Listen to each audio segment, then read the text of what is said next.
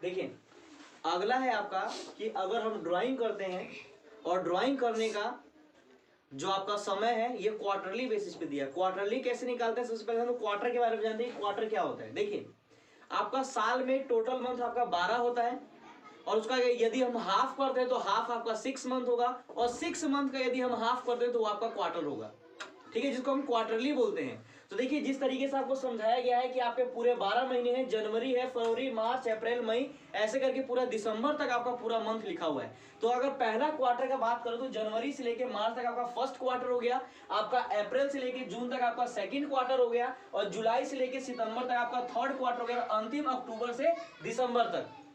अब हमें यही देखना है कि आप प्रत्येक पहला जैसे कि यहाँ पे लिखा हुआ है कि हर क्वार्टर के आप जो ड्राइंग कर रहे हैं हर क्वार्टर के फर्स्ट डे पे काम कर रहे हैं। आपने जो ड्राइंग किया है हर क्वार्टर के फर्स्ट दिन का मतलब कि आपने 1 जनवरी को एक बार ड्राइंग कर लिया, आपने फिर एक दूसरे क्वार्टर के पहले दिन आपने 1 अप्रैल को ड्राइंग कर लिया, आपने फिर आपने 1 जुलाई को ड्राइंग कर लिया, फिर आपने 1 अक्टूबर को ड्राइंग कर लिया। तो ऐसे कंडीशन में अगर हर क्वार्टर के आप पहले डे पे अगर कोई ड्राइंग कैलकुलेट इंटरेस्ट कैलकुलेट करते थे उसके ऊपर हमें कितना मंथ मान के काम करना चाहिए। तो फॉर्मूला आपका सेम यही वाला है कि इंटरेस्ट ऑन ड्राइंग कैसे कैलकुलेट होगा, तो आप लिख लीजिएगा इंटरेस्ट ऑन ड्राइंग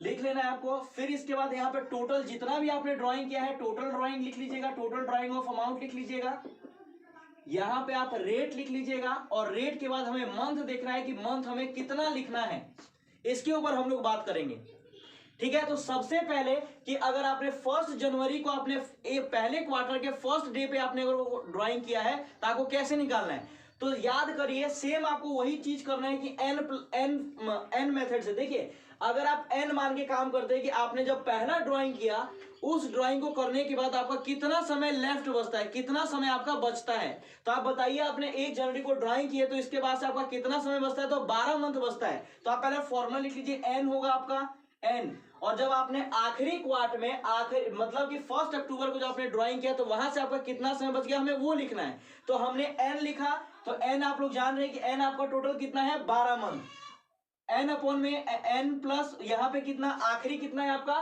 3 मंथ बचता है, तो 3 इसको जोड़ देंगे और 2 से इसको एवरेज निकाल देंगे। तो एन जब हमने पहला ड्राइंग किया तो हमारा कितना मंथ बचा 12 महीना, और जब हमने आखिरी ड्राइंग किया तो हमारा कितना मंथ बच रहा है, हमारा 3 महीना बच रहा है, यानी पूरा अक्टूबर नवंबर दिसंबर।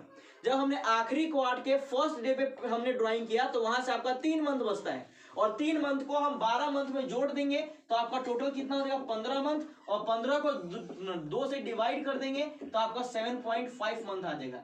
यानी अब की बार जब आप इंटरेस्ट निकालेंगे अगर क्वार्टर के फर्स्ट डे पे उन्होंने को ड्राइंग किया है तो आपको टोटल जो है 7.5 मंथ मान के आपको काम करना है, 7.5 मंथ मान के आपको काम करना है कि हमें यह मानना होगा इसमें 7.5 महीने का ब्याज निकाल दीजिए। पहला बात क्लियर। दूसरा बात, अगर आप मिड क्वार्टर में ड्राइंग करते हैं, मिड का मतलब क्या होता है कि अगर हर क्वार्टर के आप बीच में आके काम कर रहे हैं, बीच में आप ड्राइंग कर रहे हैं, यानी जनवरी और मार्च के बीच का पोर्शन क्या है आपका 15 फरवरी, आपने ड्राइंग अब की बार किया है 15 फरवरी का, फिर आपने अगला ड्राइंग किया आपने 15 मई का, फिर आपने 15 अगस्त और फिर आपका 15 नवंबर। तो ध्यान दीजिए जब आपने 15 फरवरी को ड्राइंग किया तो यहां से फॉर्मूला आपका सेम यही रहेगा, बस आपका मंथ चेंज हो जाएगा। जब आपने फरवरी के मिड में आके क्वार्टर के मिड में आके आपने वो ड्राइंग किया है तो उसके ऊपर कैसे कैलकुलेट करेंगे। जब इन्होंने पहले क्वार्टर के मिड में ड्राइंग किया तो यहां से आप देख लीजिए कितना आपका एन निकलता, मतलब कि आपका कितना मंथ लेफ्ट बच जाता है। तो यहां से आप क्या करेंगे, टोटल 12 महीने है, 12 में से आपका 1.5 महीना तो इधर घट गया, इसके ऊपर ब्याज नहीं लगेगा तो उसको आपने घटा दिया तो आपका एन निकला 10.5 मंथ। हमें एन निकालना है, एन अपॉन 2 हमें मंथ निकालना है, तो मंथ कैसे निकलेगा ध्यान दीजिएगा, 10.5 आपका यहां से बच गया, मतलब कि आपने 15 फरवरी के दिन आपने क्वार्टर के बीच में किया तो आपको वहां से 10.5 महीने के ऊपर ब्याज लगेगा। और जब आपने आखिरी ड्राइंग किया, आखिरी ड्राइंग आपका कब होगा मिड में 15 नवंबर को आखिरी क्वार्टर के, तो वहां से आपका 1.5 महीने का समय बचता है, तो आप 1.5 महीना इसमें जोड़ दीजिएगा और इसको 2 से डिवाइड कर दीजिएगा। इसको आप टोटल 10.5 में 1.5 मंथ को आप जोड़ेंगे तो आपका टोटल होता है 12 मंथ, 12 मंथ होता है, और 12 मंथ को आपको 2 से डिवाइड कर देंगे एवरेज, तो आप एवरेज आपका 6 मंथ आ जाएगा। यानी अगर आप हर क्वार्टर के बीच में अगर आप ड्राइंग करते हैं तो उस समय आपको 6 मंथ मान के आपको काम करना होगा। आखिरी बात यानी लास्ट ऑफ ड्राइंग क्वार्ट, यानी अब की बार जो आप ड्राइंग कर रहे हैं ये हर क्वार्ट के अंतिम डे पे कर रहे हैं। आपका क्वार्ट शुरू कहां से हुआ? 1 जनवरी से, लेकिन आपने ना ही तो 1 जनवरी को किया, ना ही 15 फरवरी को किया, आपने एकदम से 31 मार्च को आपने ड्राइंग किया है। अगर इसके अंदर भी हमें समय निकालना है तो यदि अगर कोई 31 मार्च को आपने हर क्वार्ट के अंतिम डे पे अगर ड्राइंग किया है तो वहां से आपको समय निकालना है। तो अगर आपने 31 मार्च को ड्राइंग किया है तो बताइए यहां से आपका कितना मंथ लेफ्ट बच जाता है? तो यहां से आपका 9 मंथ लेफ्ट बच जाता है। तो यहां पे आपको 9 लिख देना है और फिर इसके बाद जो आपने आखिरी ड्राइंग किया है, यानी कब किया है आखिरी ड्राइंग आपका कब होगा? 31 दिसंबर को।